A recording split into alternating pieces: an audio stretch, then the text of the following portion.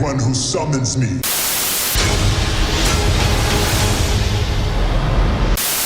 Everything you see exists. Malditos live actions. No me gustan. Yo sé que hoy por hoy Disney se ha convertido más bien en una alcahueta del entretenimiento por todo lo que nos ofrece y por cómo se comporta, y también es cierto que soy muy anticuado, pero los que crecimos en los 90 y quizás antes, recordamos a este coloso con otros ojos, tanto así que si tuviésemos que elegir la mejor película de este estudio, entraríamos en un debate de difícil resolución. Lo subjetivo no tiene nada que ver. La Sirenita es la mejor porque salvó al estudio de la bancarrota. Sí, pero ahora hay mucha polémica respecto a ella. Cierto, La Bella y la Bestia es la mejor por la impresionante caracterización de la bestia y su tierna historia de amor. Sin mencionar que fue el primer largometraje animado en estar nominado al Oscar como mejor película. Sí. Ni la una ni la otra. El Rey León es la mejor de Disney porque está basado en Hamlet de William Shakespeare y por su alegoría política. Ni tanto de lo uno ni tanto de lo otro, honestamente. No, la mejor es El Príncipe de Egipto por su excelente reinterpretación del texto bíblico y su mensaje de nunca perder la fe. Esa ni siquiera es de Disney. No, Hércules nadie va a hablar de Frozen, la mejor película de Oscar, nadie le importa. Que te calles, nadie va a hablar de Frozen. ¿Ven a qué me refiero? Pero hoy vamos a hablar de mi película favorita de Disney y por qué la considero la más profunda y la más arriesgada de todo el catálogo del estudio del ratón. Hoy vamos a hablar de El Jorobado de Notre Dame. Desde que empecé este canal tuve fascinación por la idea de dedicarle todo un video a esta película, pero nunca reunía las ganas suficientes para ponerme a trabajar en él y con frecuencia lo olvidaba o lo relegaba para hablar de otra cosa. Mi estimada seguidora Julia Rebeca Vázquez González me revitalizó esta idea pidiéndome un video de curiosidades como los que hacía antes, pero ustedes ya saben que puedo hacerlo mejor que eso. Sin embargo, no fue sino hasta el incendio del 16 de abril de este año que se me ocurrió que debía hablar de esta película en algún momento, porque cuando la aguja central de la catedral cayó, lo primero que pensé es que esta escena ya no tendría el mismo sentido para mí. Y luego descubrí que esto es en realidad una incoherencia histórica, pero eso lo veremos más adelante. ¿Ya podemos hablar de la película? No. Antes de eso, primero hay que introducirnos en una serie de conceptos, empezando por la novela original en la que se basa y en su autor, el gran Víctor Hugo. Víctor Hugo fue un poeta, dramaturgo y novelista considerado el iniciador del romanticismo en Francia y uno de los escritores más importantes de la lengua francesa. A menudo sus obras reflejan una gran humanidad junto a su indignación por las injusticias sociales y el sufrimiento. No podemos pasar por este apartado sin mencionar a la que seguramente es su obra más importante, Los Miserables. Aunque claro, como buen intelectual comprometido con la cultura de su país, su obra abarca textos de diferentes naturalezas, pero la novela que hoy nos interesa es otra, una novela ambientada en el París del medioevo que nos cuenta la trágica historia de la gitana Esmeralda y una serie de personajes de lo más dispares. Esta novela es Nuestra Señora de París. Llegado a este punto, seguramente se preguntarán por qué esta novela es más conocida bajo la figura del jorobado cuando este ni siquiera es el personaje principal de la obra. Bueno, resulta que de entre todos estos personajes, donde con más frecuencia han centrado su atención las diferentes reinterpretaciones es en la figura deforme de Quasimodo. ¿Por qué? No estoy seguro, pero asumo que pasó lo mismo que con el monstruo de Frankenstein. Representa una contradicción para la sensibilidad humana y el resto es historia. ¿Ya podemos hablar de la película? Te dije que no. El contexto en el que surgió esta gran novela es bastante interesante. Allá por 1830, París experimentaba una suerte de desdén popular hacia la arquitectura gótica, por lo que la demolición de fachadas y edificios de la época medieval se estaba volviendo bastante común. Víctor Hugo se encontraba preocupado ya que veía en esto una pérdida del patrimonio cultural y artístico de la ciudad. De hecho, llegó a escribir varios panfletos en afán de defender a este arte, pero por desgracia no tuvo mucho éxito. No obstante, hacia finales de ese año, un editor le requirió una novela y Víctor Hugo vio en esto la oportunidad perfecta de convencer a los parisinos de la importancia de proteger el arte gótico. Entonces creó una historia de romances y personajes marginales en el corazón de un París medieval. Haciendo gala de su talento con la pluma, realizó largas descripciones de la Catedral Notre-Dame de París, escenario principal de la novela y que de hecho dio su nombre a la misma. Aunque le valió un gran esfuerzo físico, la novela fue bien valorada por la crítica y por el público, y en cierta forma logró su objetivo ya que consiguió que sus contemporáneos tuvieran una opinión más favorable por los edificios medievales. No hace falta decir que es una joya de la literatura que merece ser leída. ¿Ya podemos hablar de la película? ¡Que te calles! Nuestra Señora de París pertenece al movimiento cultural identificado como romanticismo. El romanticismo surgió a finales del siglo XVIII como una reacción al neoclasicismo y a las estereotipadas tradiciones clasistas de la época, y si bien se originó en Alemania, no tardó en expandirse a toda Europa. Dentro de esta expansión se considera a Víctor Hugo como el introductor de esta corriente en Francia, por eso entender el romanticismo es crucial para entender la esencia de Nuestra Señora de París. Por supuesto, si me pusiera a hablar de este movimiento como se lo merece, me tomaría demasiado tiempo ya que este tema da incluso para varios videos. No obstante, el resumen más claro que puedo hacer es decirles que el romanticismo se manifestó principalmente en la pintura, en la música y por supuesto en la literatura. Se caracterizaba por dar prioridad a los sentimientos por encima de la razón y a la permanente búsqueda de la libertad auténtica, por sentir la vida y la naturaleza de forma única e irrepetible, y por eso nos sorprende que muchas veces en el terreno de la literatura nos encontremos con historias que con frecuencia terminan en tragedias. El romanticismo es entonces piedra angular de Nuestra Señora de París. Toda la humanidad que encontramos en esta novela se manifiesta en los ideales de justicia del propio Víctor Hugo, al retratar tantos submundos de la época del oscurantismo: la ignorancia, la pobreza, la extrema xenofobia, la inseguridad de la época y el peso de la Inquisición. Todo eso está presente.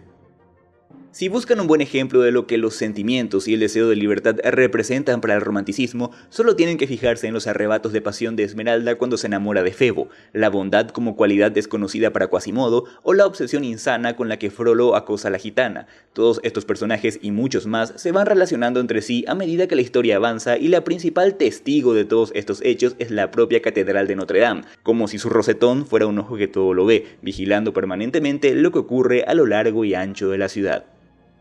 ¿Ya podemos hablar de la película? ¿Ya podemos hablar de la película? ¿Ya podemos hablar de la película? ¿Ya podemos hablar de la película? ¿Cómo traducimos todo lo anteriormente visto en una película de Disney? Yo diría que la mejor forma es poniendo sobre la mesa las tres cartas que esta película utiliza con mucha madurez: el texto, el subtexto y el contexto. También está el pretexto, pero eso no nos interesa hoy. El texto es todo lo que ocurre en la narración de una historia, entiéndase acciones, descripciones, personajes, etc. El subtexto, por su parte, son todas las ideas que se dan a entender de forma implícita. Eso quiere decir que no están dentro de la narración per se, pero sí en los signos que va lanzando la propia historia. Para ejemplificar, veamos la construcción de esta escena de Aladín. ¿Qué es lo que vemos en pantalla? Jafar se ha convertido en el sultán, hay riquezas por doquier, Genie está atado de manos, Jasmine y su padre han sido degradados a esclava y bufón respectivamente, incluso en la fotografía impera el color rojo, acentuando así el estado de la situación. Absolutamente todo esto forma parte del texto. El subtexto de esta escena es claramente el abuso de poder. Siguiendo este hilo, El Rey León es una película con muchos subtextos políticos. Una de las escenas donde más se nota esto es en la canción de Scar. Scar es un personaje que ambiciona ser rey, pero no se dan las condiciones para ello, así que, cansado de vivir bajo la sombra de su hermano, orquesta un atentado para matar a Mufasa y a su heredero legítimo y así hacerse con el poder. Pero ¿cómo lo hace? Primero amasa una serie de lacayos ineptos y eso lo deja bien en claro durante su performance. La fotografía asume un color verde, indicando lo podrido y turbio de la situación, para finalmente evolucionar a un rojo intenso que, al igual que en el caso anterior, acentúa la ira y la falta de piedad del personaje. De hecho, hay tantos símbolos en esta escena que es imposible que la idea no quede clara. La marcha de las hienas como una referencia al totalitarismo, Scar ascendiendo desde el fondo del volcán hasta la superficie, insinuando la asunción de una política más agresiva, y finalmente la composición que cierra la escena, donde vemos a Scar en la cima, sostenido por un ejército de hienas debajo, retratando la estructura piramidal de este tipo de tiranías. Todo esto es texto. El subtexto es la conspiración por parte de un futuro tirano que se aprovecha del resentimiento de un sector social marginal para así construir su propia jerarquía dictatorial y finalmente llegar al poder mediante la usurpación.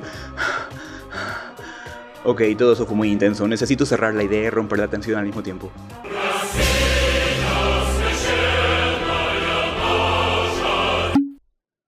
Así que sí, antes de ser la pusilánime empresa que es hoy día, la Disney de antaño se animaba a experimentar con este tipo de cosas. Por ese motivo, y también por los temas tan oscuros y existenciales que explora, El Jorobado de Notre Dame estuvo a punto de recibir una clasificación PG en los Estados Unidos. Personalmente valoro mucho esta valentía, porque si hoy quisiésemos ver una escena como la muerte de Mufasa o la canción de Frollo, sería prácticamente imposible.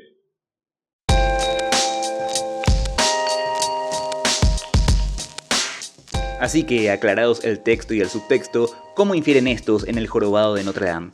El texto ya lo tenemos, la obra de Víctor Hugo, aunque claro, como seguro ya se imaginaban, Disney alteró muchas cosas de la novela original, algunas por razones artísticas, otras porque el público objetivo son los niños y otras más porque, bueno, es Disney. Y cuando nos dicen que una adaptación cinematográfica tiene demasiados cambios respecto a su obra original, lo primero que pensamos es que ya no vale la pena verla. Y ahí es donde se equivocan. A pesar de los cambios, igualmente se optó por respetar muchos eventos que sí aparecen en el libro, pero de forma distinta. Por dar un ejemplo, en la película la madre de Quasimodo muere tras golpearse la cabeza contra el suelo. En la novela, así es como muere la madre de Esmeralda. Y otra cosa que me pareció una exageración de parte de Disney fue la escena de la batalla frente a la catedral, pero la verdad quedé sorprendido cuando encontré este mismo momento en la novela. Por supuesto, por otros motivos y con menos teatralidad y compañía, pero ahí estaba. Y qué decir de los personajes. Los personajes son los que más cambios han sufrido en esta versión. Si hacemos un paralelismo entre libro y película, el personaje que más se parece al de su versión original es... la cabrita. Sí, en serio, la cabrita, Yali, la cabrita es el personaje que más se parece al del libro. Parece un mal chiste, pero no lo es. Así que seguramente quieren saber qué otros cambios hubo en relación a la novela y a esta película. Así que... vamos a ver. Diferencias entre los personajes del libro y la película. Quasimodo. En la película se nos presenta a Quasimodo como un ser noble y profundamente bondadoso. En el libro es sordomudo, tuerto y de una naturaleza mucho más malévola y agresiva, producto obviamente del rechazo y las burlas de los demás. La bondad en su ser es toda una revelación para él hacia la mitad del libro. Esmeralda. En la película se nos presenta a Esmeralda como una mujer bondadosa, pero también lo bastante pícara, resultado de su vida callejera. En el libro es apenas una joven de 16 años que, si bien mantiene su picardía, es bastante inocente ante ciertas circunstancias. Lleva consigo un amuleto de Esmeralda obsequiado por su madre, de allí que se refieran a ella con ese nombre. En la película el amuleto es omitido en gran parte de la cinta y al aparecer cumple una función completamente distinta. Por eso los cineastas optaron por darle ojos de color a Esmeralda para que ese nombre siguiera teniendo sentido. Claude Frollo. Posiblemente uno de los personajes que más han cambiado. En la película se nos presenta como el ministro de Justicia de la ciudad de París, un hombre soberbio y cruel que no repara en perseguir sin tregua a los gitanos, razón por la cual todos los parisinos lo ven con miedo. En el libro es simplemente el archidiácono de Notre Dame, un hombre que en su juventud se refugia en la sabiduría de sus libros dándole la espalda a sus emociones, lo que lo convierte en un personaje misterioso, reprimido y malévolo que no goza precisamente de una buena reputación ante la opinión pública. Febo de Chateauperce. En la película cumple la función de caballero heroico a falta de un príncipe encantador. Es valiente, honorable y en ocasiones hasta simpático. En el libro es mujeriego, vividor, vulgar y bastante canalla. Un sujeto al que no le remuerde la conciencia cuando de seducir a Esmeralda se trata, aunque en el fondo lo único que quiere es acostarse con ella, incluso cuando está prometido con otra mujer. En pocas palabras, su filosofía de vida se resume en las mujeres se usan y se tiran, así que no resulta muy difícil entender por qué Disney transformó tanto a este personaje. Las gárgolas. En la película las gárgolas tienen vida propia y son los únicos amigos de Quasimodo. En la novela no tienen ningún peso en la trama, las gárgolas son solo estatuas y están ahí porque a Víctor Hugo se le ocurrió hablar de ellas. Clopin Trollefou. En la película, Clopin es retratado más como un bufón algo cínico, aunque sin llegar al ridículo, pero por sobre todo es un personaje muy secundario, apareciendo solo de soporte. En el libro tampoco es tan relevante, pero aquí es el líder de los gitanos y si bien mantiene cierto nivel de cinismo, también demuestra capacidad de diálogo y negociación. Pierre Gringoire. Dramaturgo con mala suerte, no aparece en la película. Paquette alias la Chantefleurie. Madre de Esmeralda, tampoco aparece en la película. Y hay como otros 6 personajes secundarios más que no aparecen en esta película, pero me da pereza continuar con esta lista. Y no es que Disney quisiese matar la historia introduciendo todos estos cambios. Disney se esforzó por impregnar su esencia al estilo de Víctor Hugo, pero manteniendo parte de la densidad que rodea a estos personajes e incluso acentuándolos a conveniencia.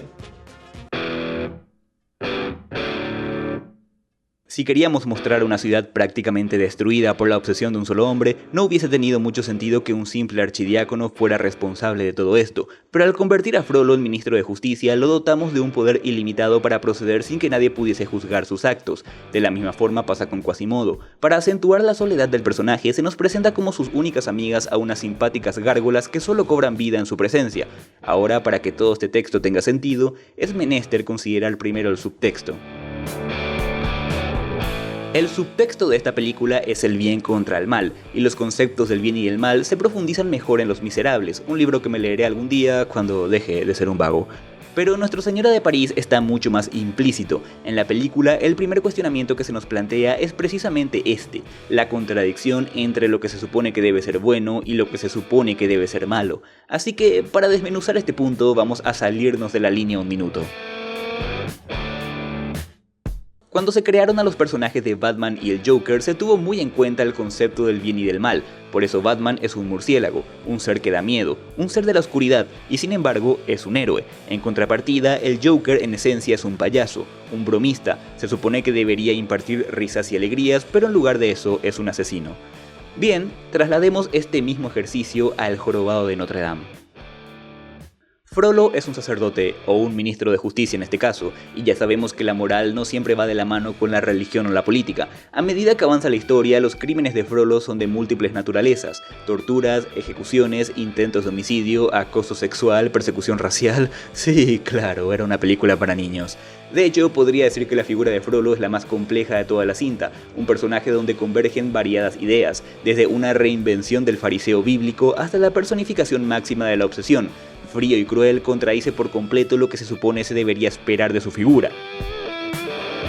Después tenemos a Quasimodo, que como ya dijimos, en la obra original tiene una inclinación más hacia la maldad, pero en la película decidieron retratarlo como un joven noble, inocente y de gran corazón. Por supuesto, esto entra en contraste con su fealdad y deformidad, así que con estos dos personajes ya tenemos presente la tesis de la película.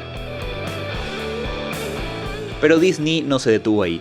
Para darle un poco más de creatividad al tema, decidieron hacer un pequeño cambio respecto a dos palabras claves. Las palabras en cuestión son bueno y malo, que se reemplazan por hombre y monstruo. La propia canción de apertura lo deja en evidencia. Clopin will tell you, it is a tale of a man and a monster. De esa forma, y para que vean el poder de la palabra, los realizadores dejan bien en claro el tono humanista y existencialista que va a tener esta película. Entre estos dos personajes, la película nos invita a identificar quién es el monstruo y quién es el hombre, o en pocas palabras, quién es realmente el bueno y quién es realmente el malo. Esmeralda también juega un papel en esta problemática como un personaje lleno de bondad en su interior a pesar de su origen. La película en todo momento nos presenta a los gitanos como los vulnerables, pero Frollo insiste en que es una raza despreciable a la cual hay que perseguir y exterminar.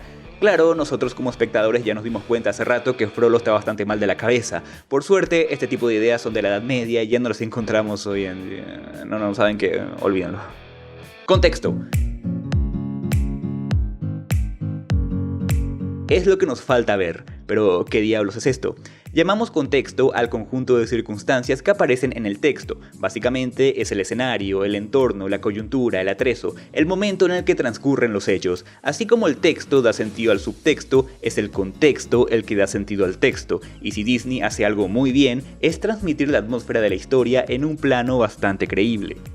Y es hora de volver a los ejemplos. Aladdin transcurre en el contexto de un Oriente Medio medieval ficticio. Hércules, por su parte, se ubica en el contexto de la antigua Grecia, especialmente en lo que respecta a la mitología, y estos contextos son los que hacen que ciertos chistes, referencias y causas y efectos tengan sentido. Por eso, el contexto machista de la dinastía Tang es lo que hace que la historia de Mulan se sienta coherente. Recordemos que estamos en la Edad Media y París se siente como una ciudad sucia, desordenada, apestosa y peligrosa, características propias de cualquier urbe en ese periodo de la historia. Eso lo vemos también en la idiosincrasia que se manifiesta de forma implícita, el temor a la justicia divina, la ignorancia, la falta de empatía, todos estos elementos nos transmiten el agobio de la época. ¿Y eso es todo? No, hay otro elemento que todavía no hemos revisado: el tono.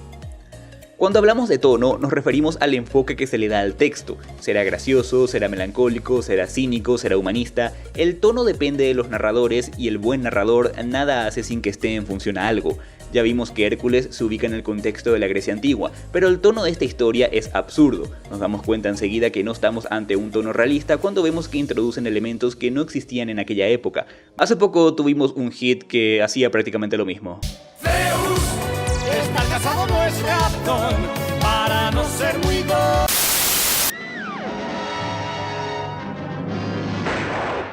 El absurdo y los dibujos animados son como uña y mugre, así que no se sorprendan de encontrar un poco de eso en el jorobado de Disney. Quizás por eso hay tantas incoherencias históricas que no interesan a nadie. ¿Sabían que los tomates no fueron introducidos en Europa sino hasta después del descubrimiento de América? Se supone que la obra transcurre en el año de nuestro Señor Jesucristo 1482, pero la aguja central se agregó recién en el siglo XIX, y no me pregunten cómo hicieron para meter un pole dance en esta película.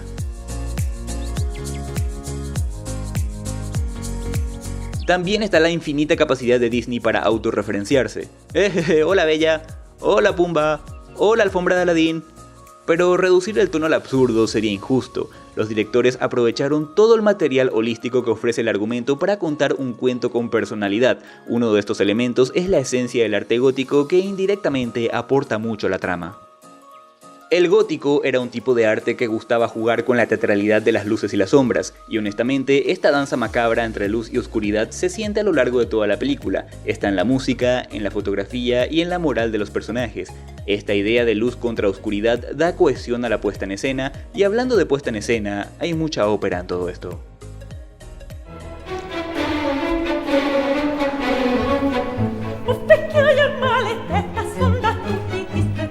La ópera es un tipo de representación de diferentes manifestaciones artísticas en una sola obra. Particularmente lo que me gusta de este género es su poder para acentuar el drama de una escena con la música, ya sea la cabalgata de las valquirias en el paroxismo de su labor,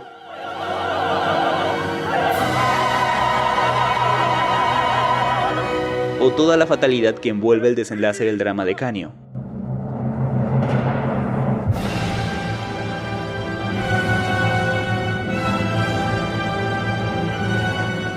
Los directores juegan con el poder de la música para darnos golpes de efecto. ¿A qué llamo yo golpes de efecto?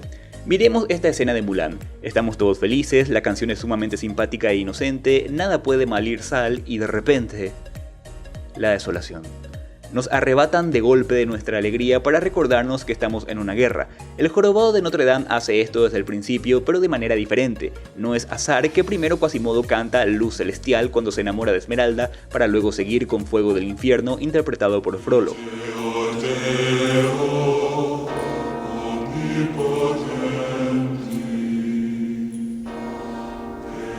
No sé si les interesa saber que la mayor parte de las letras en latín no son originales, sino que provienen de cánticos litúrgicos reales, como el Dies Irae o el Día de la Ira, un canto del siglo XIII que compositores de la talla de Mozart o Verdi utilizaron en sus respectivos requiems. La excepción es el inicio de la película, el canto Olim, que fue escrito por el letrista Stephen Schwartz. Cuando estamos dentro del campanario, se aprovecha esta misma capacidad bombástica de la composición para transmitir al espectador la estridencia de las campanas.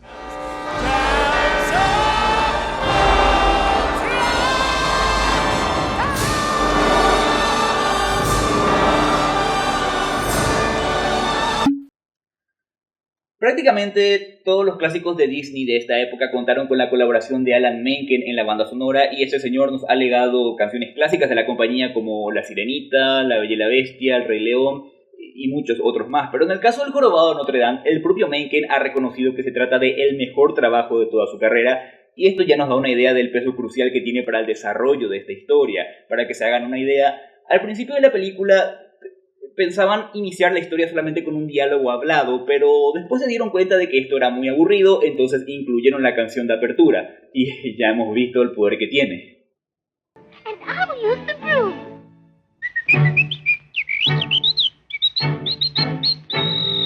No me malentiendan, Disney hace musicales. La danza, la música, las artes gráficas, la ambientación, todo está presente en su obra, pero sabemos que cada película tiene una personalidad distinta. El espíritu operístico también hace que la canción Out There nos transmita el deseo de libertad del protagonista, y también hace que Hellfire sea una de las canciones más oscuras de Disney, al punto que casi fue cortada de la película. Si tú supieras lo que yo sufrí por ti, teniendo que olvidarte sin saber por qué. Aléjate de mí, no hay nada más que hablar. Siempre digo que, aunque juguemos a ser Jack el Destripador y desmenucemos las obras parte por parte, el objetivo siempre es entenderlo como un todo. El Jorobado de Notre Dame no solo tuvo que enfrentar desafíos argumentales y artísticos, tampoco se libró de las complicaciones técnicas.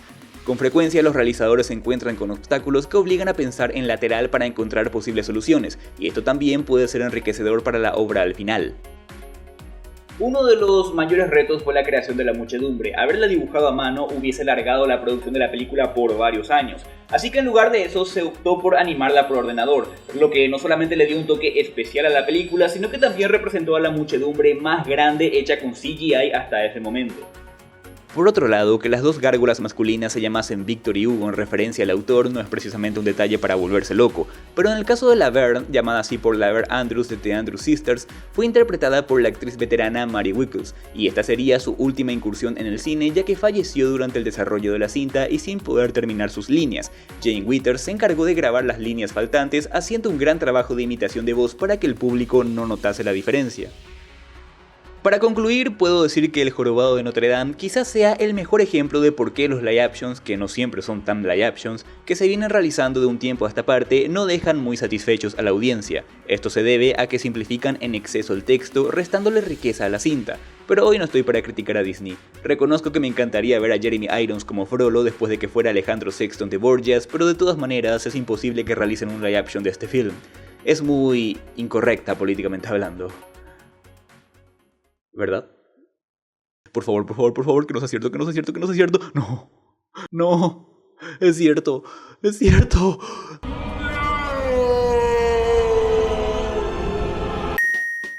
Perdón, no sabía cómo terminar este video, pero igual ya expuse todo lo que quería decir al respecto, así que si les gustó lo que vieron ya saben qué hacer. Ahí abajo tienen un lindo botón de pulgar arriba y si tienen algo que decir, que yo sé que lo tienen, la caja de comentarios está a su disposición. Si alguno de ustedes quisiera compartir mi video con sus amigos, le estaría profundamente agradecido ya que es una buena forma de ayudarme a crecer, especialmente porque ya estamos en la vuelta final para alcanzar los 10.000 suscriptores, vamos todavía. Por el momento me retiro y nos estaremos viendo en el próximo video. Un fuerte abrazo. Que estén bien.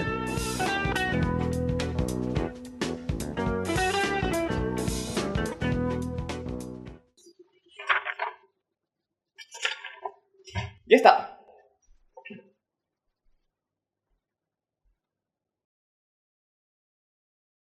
¡Holi!